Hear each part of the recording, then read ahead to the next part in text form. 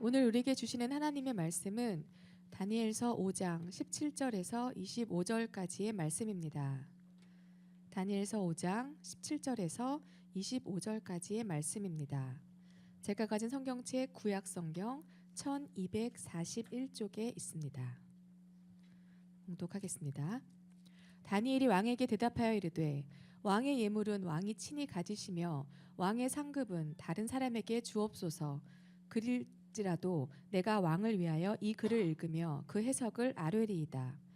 왕이여, 지극히 높으신 하나님이 왕에 붙인 느부갓네살에게 나라와 큰 권세와 영광과 위엄을 주셨고 그에게 큰 권세를 주셨으므로 백성들과 나라들과 언어가 다른 모든 사람들이 그의 앞에서 떨며 두려워하였으며 그는 의미로 죽이고 임의로 살리며 임의로 높이며 임의로 낮추었더니 그가 마음이 높아지며 뜻이 완악하여 교만을 행함으로 그의 왕위가 패한 바 되며 그의 영광을 빼앗기고 사람 중에서 쫓겨나서 그의 마음이 들짐승의 마음과 같았고 또 들나귀와 함께 살며 또 소처럼 풀을 먹으며 그의 몸이 하늘 이슬에 젖었으며 지극히 높으신 하나님이 사람 나라를 다스리시며 자기의 뜻대로 누구든지 그 자리에 세우시는 줄을 알기에 이르렀나이다.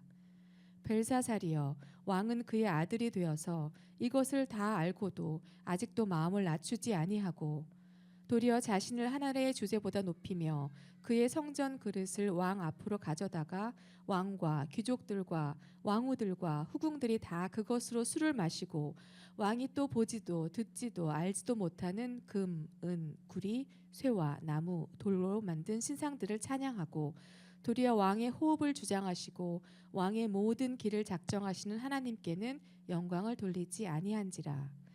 이러므로 그의 앞에서 이 손가락이 나와서 이 글을 기록하였나이다. 기록된 글자는 이것이니 곧 메네 메네 데겔 우바르시니라. 아멘. 아멘. 하나님의 말씀을 우리 제목을 함께 크게 해봅니다. 시작.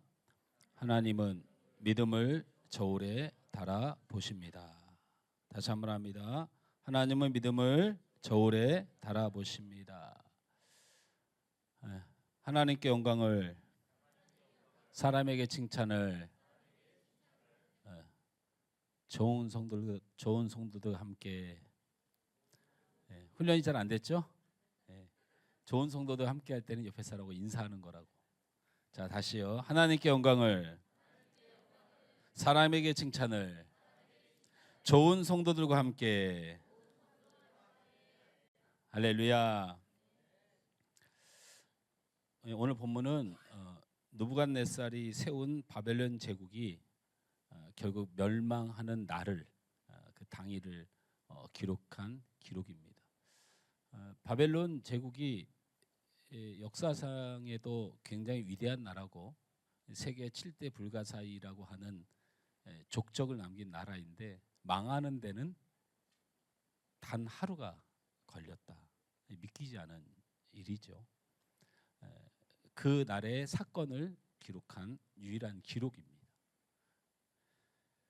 세월이 지나서 느부갓네살이 통치 43년을 끝으로 자신의 아들 에월브로닥에게 왕위를 넘기고 죽습니다. 그러나 왕위에 오른 에월브로닥은 1년 만에 이복 형제인 네리글랴살에게 암살돼요. 그래서 이 이복 형제인 네리글랴살이 바벨론족을 4년 정도 통치를 할 때에는 그 기세가 등당해서 건들질 못하죠. 그리고 4년을 통치하고 그가 죽고 아들 라바시 마르둑이라는 왕이 됩니다. 역시나 이 라바시 마르둑은 힘이 없었기 때문에 한 달 만에 드디어 느부갓네살 왕의 적통을 꿈꾸던 느부갓네살의 사위인 나보니두스에게 축출을 당해요. 그래서 이 나보니두스는 결국에는 적통, 아들은 없지만 딸이 그 피를 이은 적통인데 하면서 외손주인 벨사살을 왕위에 올리게 됩니다. 되게 복잡한 것 같지만 결론은 이래요. 바벨론 제국이 느부갓네살 왕의 엄청난 힘의 제국을 이루다가 그 아들에게 넘겼더니 이복 형제 그 사촌들의 싸움판에서 왕위가 엉망진창이 돼요. 그러자 느부갓네살 왕 딸의 남편인 사위가 결국엔 나보니두스가 모든 것을 평정하고 느부갓네살의 외손주인 벨사살에게 왕위를 넘긴 겁니다. 그리고 오늘 이 벨사살 왕이 죽음으로 바벨론이 멸망하게 되는 일기를 기록한 것이 여러분이 오늘 읽은 성경입니다. 바벨론 제국의 멸망은 어느 누구도 상상하지 않았던 바입니다. 우리 성경을 한번 같이 읽어볼까요? 다니엘서 5장 1절에서 4절 말씀을 우리 함께 읽습니다. 시작. 벨사살 왕이 그의 귀족 1000명을 위하여 큰 잔치를 베풀고 그 큰 1000명 앞에서 술을 마시니라. 벨사살이 술을 마실 때 명하여 그의 부친 느부갓네살이 예루살렘 성전에서 탈취하여 온 금, 은 그릇을 가져오라고 명하였으니 이는 왕과 귀족들과 왕후들과 후궁들이 다 그것으로 마시려 함이었더라. 이에 예루살렘 하나님의 전 성소 중에서 탈취하여 온 그릇을 가져오매 왕이 귀족들과 왕후들과 후궁들과 더불어 그것으로 마시더라. 그들이 술을 마시고는 그 금, 은, 구리, 쇠, 나무, 돌로 만든 신들을 찬양하니라. 아멘. 아멘. 느부갓네살 왕 사후 한 20년이 지난 세월이죠. 그러니까 이 벨사살이 어쨌든 많은 이 왕족 간의 그 권력 다툼에서 살아남아서 왕이 되어서 오늘 장면에 1000여 명의 사람들을 모아놓고 잔치를 벌이고 있었다라는 기록이 있습니다. 그런데 이 벨사살 왕이 1000여 명을 모아놓고 잔치를 벌이고 있는 이 상황이 어떤 상황이냐면 바벨론 제국이 전투마다 메대 나라와 바사 나라 연합군에게 전쟁마다 패하고 있을 때의 상황이었어요. 자기 군대가 나가서 싸우는데 이 메대 바사라는 연합국에 계속 지고 있는데 바벨론 성 안에서는 1000여 명의 귀족들과 장군들이 술을 마시고 있다. 이게 어떤 의미가 있을까요? 바벨론은 절대로 패하지 않는다는 확신이 있었다는 거예요. 이 바벨론 성에서 이런 광람 파티가 가능했던 이유는 바벨론 사상은 뭐냐면 한 번의 전투에서 패할 수는 있으나 나라를 빼앗기진 않는다는 확신이 있었다는 거예요. 바벨론 성의 구조가 유물로 발견된 그 성터를 가보면 그때 당시에 있을 수 없는 엄청난 철옹성이었다는 거예요. 일단 성이 두 각으로 되어 있어요. 이게 우리가 보통 이 유적지를 가보면 한 성에 이렇게 한 성이 있잖아요. 우리 그 청년부도 그렇고 또 우리 나간읍성이라고 하는 벌교에 있는 성을 가봤더니 성곽 위에서 보니까 성이 하나가 있고 외곽이 하나가 있고 그 앞에 보면 말이 달려 들어오지 못하도록 이게 도랑 같은 걸 쳐놨어요. 그런 성의 형태가 보통인데 이 바벨론 성의 유적은 내각이 어마어마하게 큰 데다가 저 바깥에 외곽에 성이 또 하나가 있어요. 근데 이 외곽의 성과 내각의 성 사이에 도랑이 있는 게 아니고 깊은 강이 있어요. 그러니까 이거는 전투를 해가지고 올 때 어떻게 올 거예요? 해군으로 올 거예요? 육군으로 올 거예요? 여러분한테 물어보면 안 된다고 했는데 물어보고 싶네요. 성이 외곽에 성이 하나 있고 그 내각의 성이 하나 있는데 이 성 하나하나를 돌파하기도 어려운데 그 사이에 강이 흘러요. 자, 그럼 여러분이 바벨론 성을 치러 오는 군대라면 육군의 힘이 강해야 되겠어요? 해군의 힘이 강해야 되겠어요?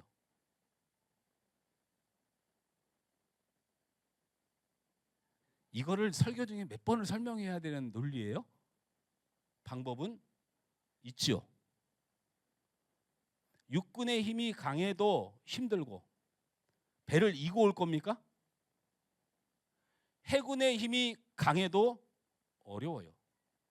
방법은 무엇밖에 없어요? 전투기가 날라서 핵폭탄을 터뜨리는 수밖에 방법이 없죠.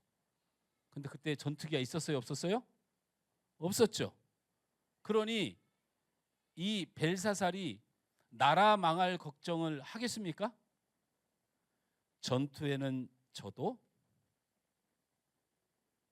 이 성은 함락하지 못하는 이상 제국은 패망하는 게 아니거든요. 그러니까 그렇게 먹고 마실 수 있었던 것입니다. 마치 1912년에 타이타닉호가 2028명의 사람을 태우고 침몰하여 1513명이 목숨을 잃은 사건과 동일해요. 타이타닉호의 이름이 거대한 배라는 뜻이지 않습니까? 근데 그 배의 원래 별명이 불침선입니다. 이건 제가 만들어낸 게 아니에요. 실제로 그 선장이 그 배의 건조와 마무리를 짓고 이 배는 절대로 침몰하지 않는다라고 이름을 지은 것이죠. 이 배가 침몰하지 않는다고 모든 사람이 확신했던 이유가 뭡니까? 여러분, 빙하에 부딪혀서 바로 침몰한 게 아니에요. 빙하에 부딪혔는데 광란의 파트는 계속됐습니다. 그리고 그 빙하에 부딪혔을 때 빙하에서 깨어져 나온 얼음을 가지고 기록에 보면 축구를 하고 놀았다. 또 다른 기록에 보면 그 얼음들로 위스키에 담가서 마셨다라는 기록까지 있어요. 그러니까 이 타이타닉호의 선장과 선원들 그도 모든 이 여행객들이 2028명이 이 배는 침몰하지 않을 것이라고 여겼다는 거예요. 바벨론 제국의 벨사살 왕이 이런 마음을 갖고 있었다는 겁니다. 그런데 바벨론 제국의 멸망의 이유는 무엇일까? 바벨론 제국이 이렇게 초롱성인데 왜 죽었을까? 나중에 시간이 되시면 이 벨사살 왕이 죽은 이유에 대해서 기록한 기록들이 있어요. 실질적으로 기독교 기록이 아닌 그냥 쪽배를 타고 한 사람이 올라와서 전투하는 부대가 올 줄 알았는데 그 강과 샛강을 따라서 쪽배가 하나 타고 올라와서 그냥 죽인 거예요. 5분도 안 걸렸어요. 여러분이 생각에는 어이가 없겠지만 어이가 없는 일이 실제로 벌어졌어요.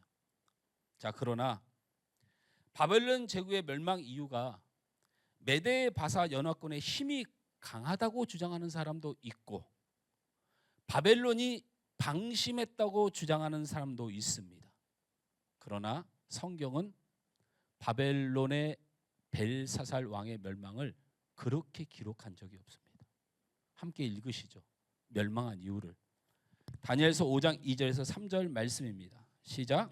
벨사살이 술을 마실 때에 명하여 그에 붙인 느부갓네살이 예루살렘 성전에서 탈취하여 온 금, 은 그릇을 가져오라고 명하였으니 이는 왕과 귀족들과 왕후들과 후궁들이 다 그것으로 마시려 함이었더라. 이에 예루살렘 하나님의 전 성소의 중에서 탈취하여 온 금 그릇을 가져오매 왕이 그 귀족들과 왕후들과 후궁들과 더불어 그것으로 마시더라. 저를 보십시오. 우리 하늘성막교회 성도들, 복음주의 성도들은 이 말씀을 해석을 잘해야 됩니다. 잘 들으세요. 예루살렘 성전의 성소, 지성소를 말하는 거예요. 성전은 일반인도 들어가죠. 지성소는 제사장들만 들어가는 곳입니다. 이곳은 있는 물건을 성물이라고 불러요. 거기에 있는 촛대며 그 다음에 잔이며 그릇들, 이것은 하나님께 구별된 거룩한 물건입니다. 이 물건으로 탈취해서 바벨론이 그거를 갖다가 자기네 나라로 가져왔는데 그동안에 느부갓네살 왕, 에원모르닥 아들 왕, 그 다음에 그들의 이복 형제들의 왕, 한 번도 그 성소에서 가져온 잔과 그릇으로 술잔치를 벌인 적이 없습니다. 근데 벨사살 왕은 그 그릇들을 다 꺼내 와서 후궁들과 창기들과 막 술을 나눠서 먹습니다. 죄송한데 여기서 성경에서 여성들을 언급했다는 부분은 우리 지금 현대를 살아가는 여성들을 무시하는 의미는 아닙니다. 그러나 고대 사회에 성경의 잔치에 여성들의 잔치가 등장된 건 그만큼 그 잔치에 더러움이 가득했다는 뜻으로 담고 있어요. 오해하시면 안 됩니다. 제가 계속 말씀드리고 싶은 것은 그만큼 그런 일이 벌어졌다는 거예요. 자, 그래서 이거를 사람들이 어떻게 해석하느냐? 천주교의 해석입니다. 하나님의 성소의 성물을 함부로 대하니까 벨사살이 하나님 앞에 죽임을 당했다. 그래서 천주교는 성물이 신입니다. 이해가 되십니까? 개신교의 목사님들조차도 하나님의 성물을 함부로 대하면, 하나님의 것을 함부로 대하면 안 된다고 말하면서 이 본문을 이야기하는 경우도 있습니다. 여러분, 하나님의 성물이 따로 있습니까?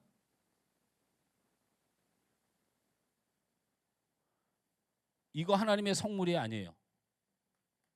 예? 성물이 막 고장나고 찌그러들고 막 그러던데.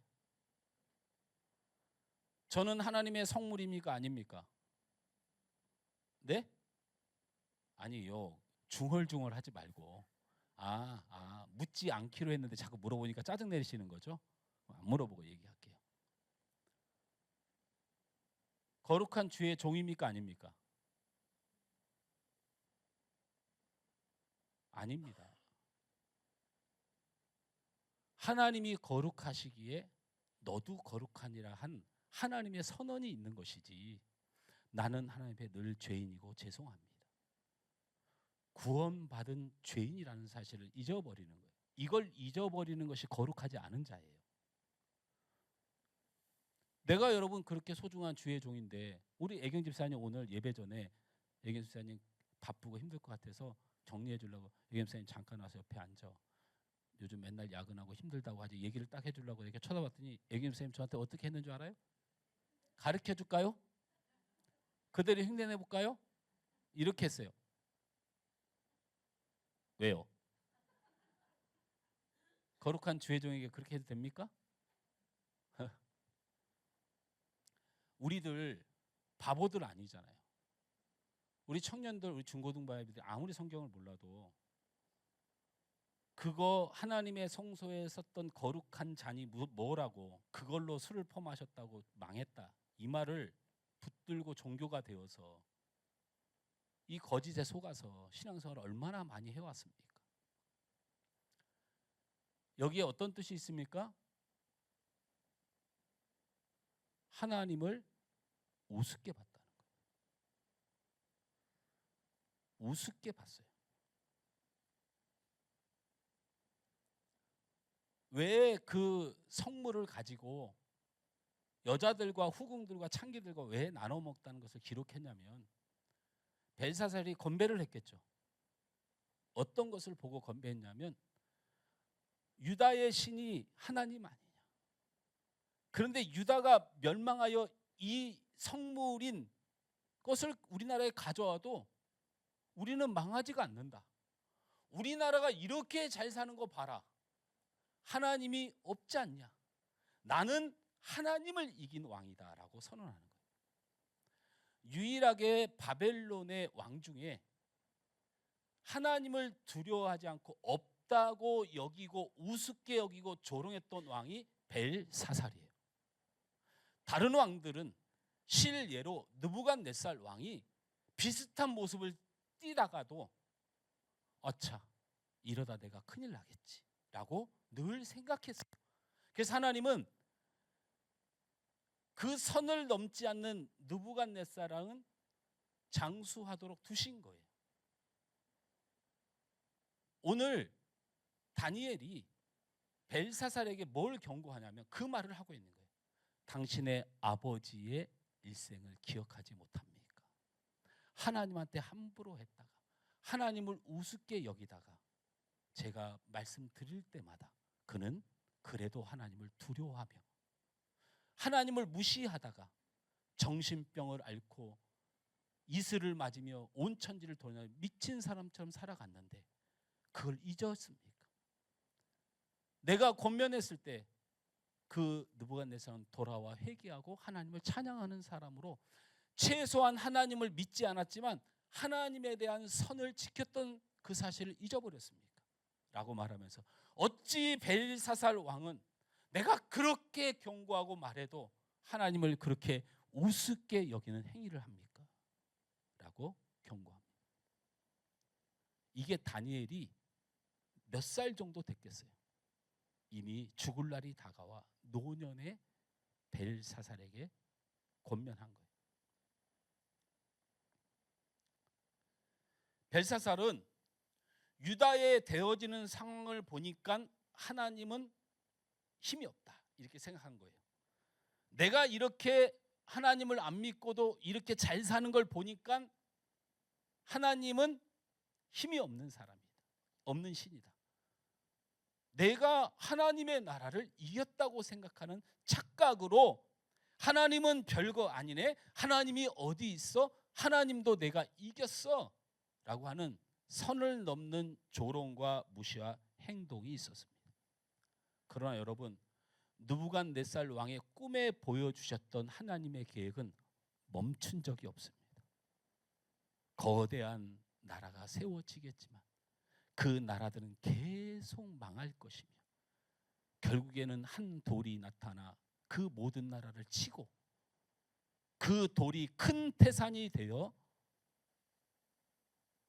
이 땅에 존재한다는 예수의 나라에 대한 계획은 계속 진행되고 있다는 것입니다. 우리나라에도 위기가 많습니다. 그러나 우리는 믿음이 있습니다. 하나님이 계시다고 믿는 믿음이 있다는 거죠. 오늘날 거짓 목사들, 정치 목사들, 거짓 선자들의 문제가 뭐냐면 하나님이 없다고 주장하는 겁니다. 어느 당 때문에 망한다, 어느 당 때문에 망한다. 여기 하나님이 안 계신 나라입니까? 저 사람 때문에 망한다, 저 사람 때문에 망한다. 하나님은 어디 계십니까? 교회라는 이름을 가지고 기독교라는 이름을 가지고 목사라는 이름을 가지고 사람 때문에 망한다고 주장하고 사상 때문에 망한다고 주장하고 세상 힘으로 이 나라가 결정되다고 주장하는 거예요. 오히려 나와서.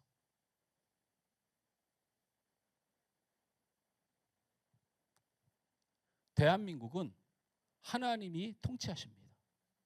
믿으십니까? 일부 목사와 교회들이 하나님이 없는 것처럼 선동합니다. 우리나라는 일제 침탈에도 나라를 지켜냈습니다.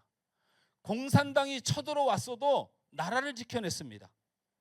우리나라가 가난 때문에 고통받을 때에도 이 나라는 하나님의 은혜로 세계 10대 경제 강국으로 우뚝 섰습니다. 이 나라는 하나님이 통치하십니다. 이 나라가 친일파 때문에 망합니까? 이 나라가 빨갱이 때문에 망한다고 말합니까? 하나님이 어디 계십니까? 이 나라는 어떤 고난 중에도 망하지 않았던 하나님이 통치하시는, 하나님이 사랑하시는 나라입니다. 우린 세상 가운데 하나님이 이 나라를 사랑하고 통치한다고 위로해야 됩니다. 사람 때문에 망하거나 사상 때문에 망하거나 어떤 친일파 때문에 망하거나 어떤 빨갱이 때문에 좌우로 나눠져서 싸울 일이 아니고 하나님이 이 나라를 사랑한다고 세상 가운데 말해야 합니다. 이것이 하나님을 업신 여기는 것입니다. 업신 여기단 조롱하다, 우습게 보다, 없는 것처럼 행동하다. 왜 기독교인이 하나님이 없는 것 같은 삶을 삽니까? 가정에 문제가 생기면 하나님이 계신 것처럼 믿고 사십시오. 여러분의 앞날에 문제가 생기면 하나님이 계신 것처럼 사십시오. 여러분의 인생을 우리 하나님이 사랑하십니다. 갈라디아서 6장 7절 말씀에 스스로 속이지 말라. 하나님은 업신여김을 받지 아니하시나니 사람이 무엇으로 심든지 그대로 거두리라. 하나님이 절대로 용서 안 하는 게 있습니다. 하나님이 없는 것처럼 선언하는 것. 하나님은 살아계십니다. 하나님은 지지 않습니다. 하나님이 빨갱이에게 집니까? 하나님이 친일파에게 집니까? 우리 하나님은 지지 않습니다. 왜 없는 것처럼 망한다고 자꾸 얘기합니까? 이게 하나님이 없이 여기는, 하나님을 우습게 보는, 하나님을 조롱하는 벨사살의 모습과 동일한 것입니다.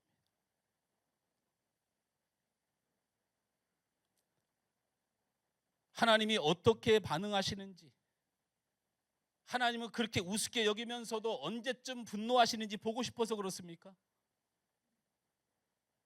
그렇게 믿음 없이 세상을 살아가면서 하나님이 언제쯤 나타나서 뭘 어떻게 하나 보는지 한번 그렇게 하나님을 시험하고 싶으십니까? 하나님이 내 인생 가운데 없는 것처럼 살고, 하나님이 내 가정 가운데 없는 것처럼 살고, 하나님이 이 나라에 없는 것처럼 세상을 두려워하고 당을 두려워하고 인간을 두려워하며 서로 싸움박질하면서 하나님이 없는 것처럼 사십니까? 하나님이 어떤 모습으로 나타나는지 소개해드리죠. 그렇게 하나님을 없인 여기면, 우리 하나님을 그렇게 조롱하면, 그렇게 인생에 하나님이 없다는 그런 허무맹랑한 마음으로 사실 거면 하나님이 어떻게 나타나셨는지를 말씀을 드리겠습니다. 다니엘서 5장 6절 말씀을 함께 읽습니다. 시작. 스스로 이에 왕의 질게던 얼굴 빛이 변하고 그 생각이 번민하여 넓적다리 마디가 녹는 듯하고 그의 무릎이 서로 부딪힌지라. 하나님을 없이 여기고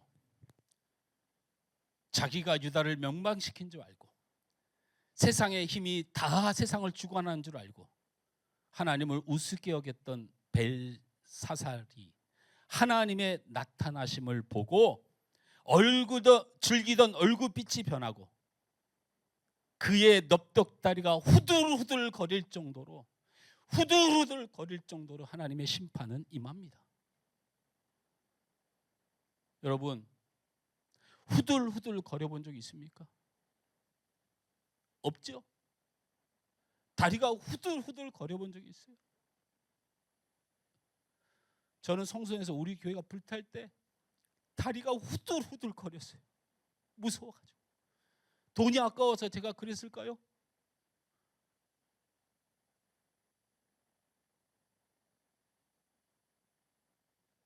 낙심하고 절망하고 하나님이 없는 것처럼 성도들이나 탓하고 내가 할 만큼 했지 내가 더 이상 어떻게 했다 이런 교만 가운데 하나님이 목사가 돼가지고 없는 것처럼 세상 비판이나 하고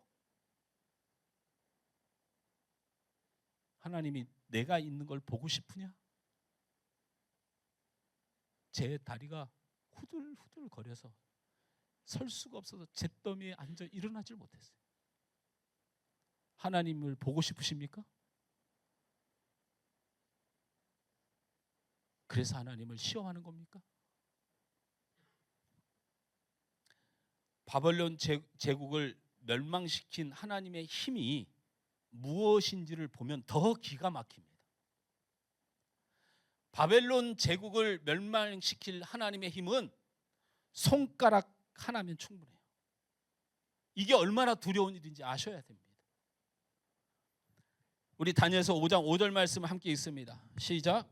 그때 사람의 손가락들이 나타나서 왕궁 숫대 맞은편 석회벽에 글자를 쓰는데 왕이 그 글자 쓰는 손가락을 본지라. 하나님은 바벨론을 멸망시키기 위해서 어떤 드라마틱한 방법을 쓰질 않았습니다.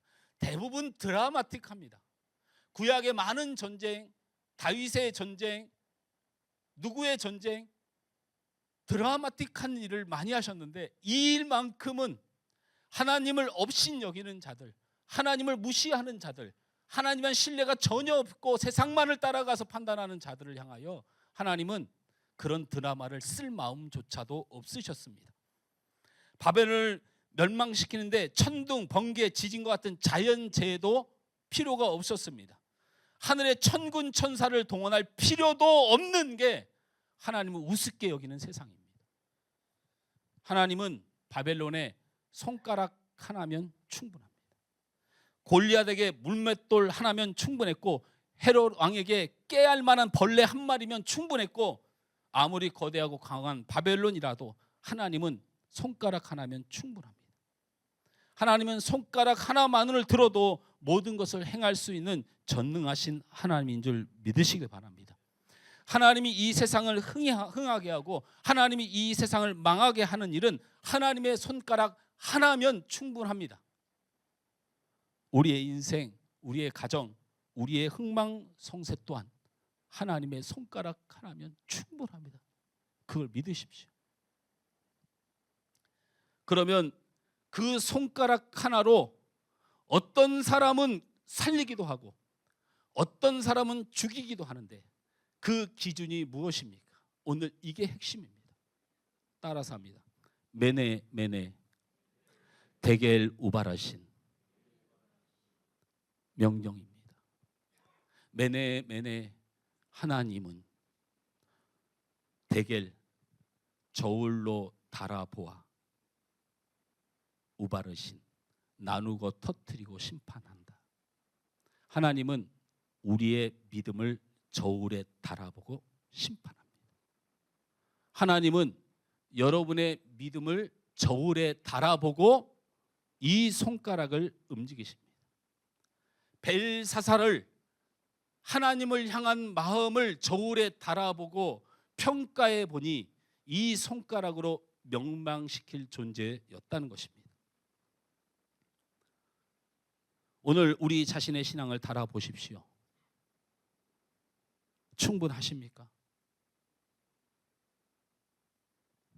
우리의 가정에 신앙의 무게를 달아보십시오.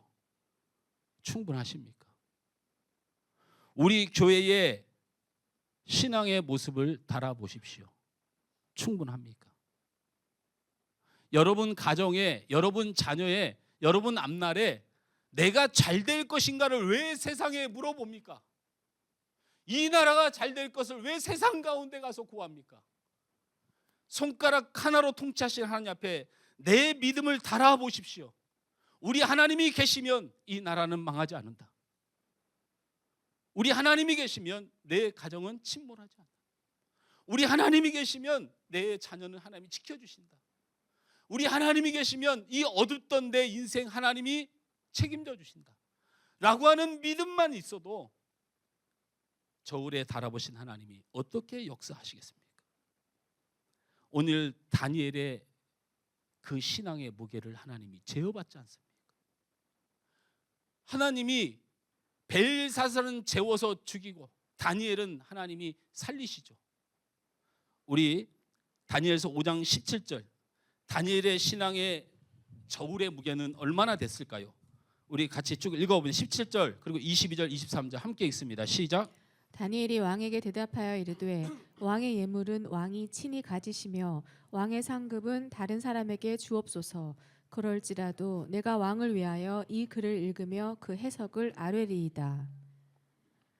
벨사살이여, 왕은 그의 아들이 되어서 이것을 다 알고도 아직도 마음을 낮추지 아니하고 도리어 자신을 하늘의 주제보다 높이며 그의 성전 그릇을 왕 앞으로 가져다가 왕과 귀족들과 왕후들과 후궁들이 다 그것으로 술을 마시고 왕이 또 보지도 듣지도 알지도 못하는 금, 은, 구리, 쇠와 나무, 돌로 만든 신상들을 찬양하고 도리어 왕의 호흡을 주장하시고 왕의 모든 길을 작정하시는 하나님께는 영광을 돌리지 아니한지라.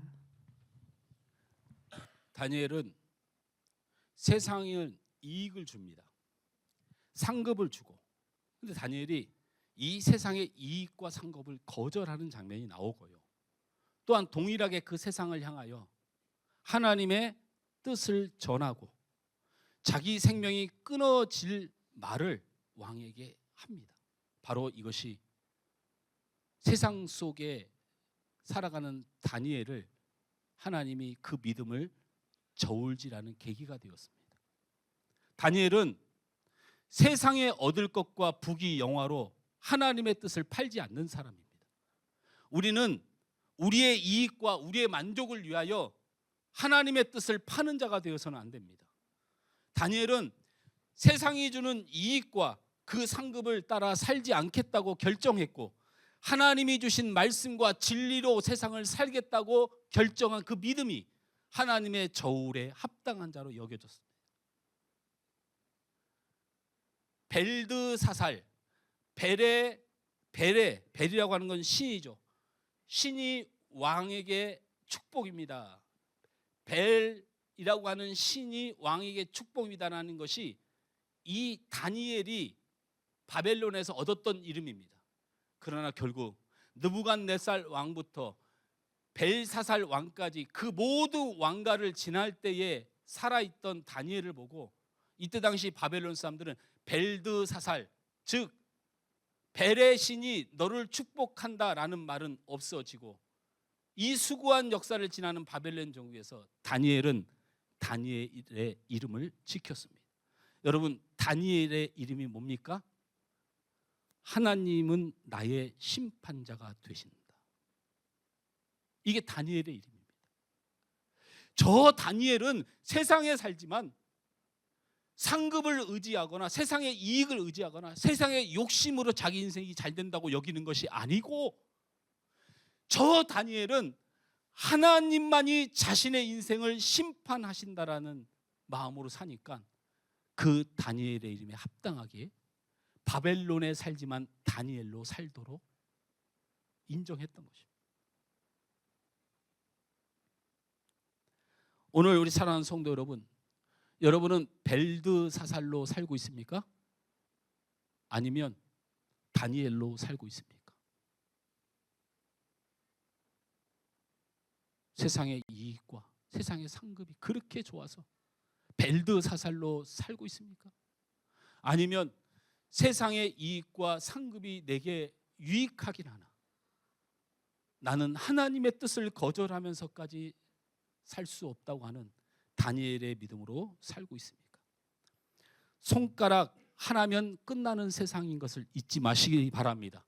손가락 하나면 끝나는 가정이길 여러분 잊지 마시기 바랍니다. 손가락 하나면 우리의 인생이 망할 수도 있다는 사실을 잊지 마시길 바랍니다. 그러나 우리에게 이 말씀이 왜 소망이 됩니까? 손가락 하나면 끝나는 인생이 우리의 인생인데 하나님이 자신의 독생자 예수 그리스도를 손가락이 아닌 자신의 아들 예수님을 십자가에 못 박아 죽이기까지 사랑하신 분이 여러분이고 이 나라고 우리 하늘소망교회입니다. 손가락 하나면 모든 것을 하실 수 있는 그분이 우리를 얼마나 사랑하시고 구원하기를 원하셨으면 손가락이 아닌 자신의 아들을 십자가에 달여 피 흘려 죽기까지 반드시 이루겠다고 약속하신 것이 여러분을 향한 구원입니다. 여러분을 구원하기 위하여 하나님이 못하실 일이 있을까요?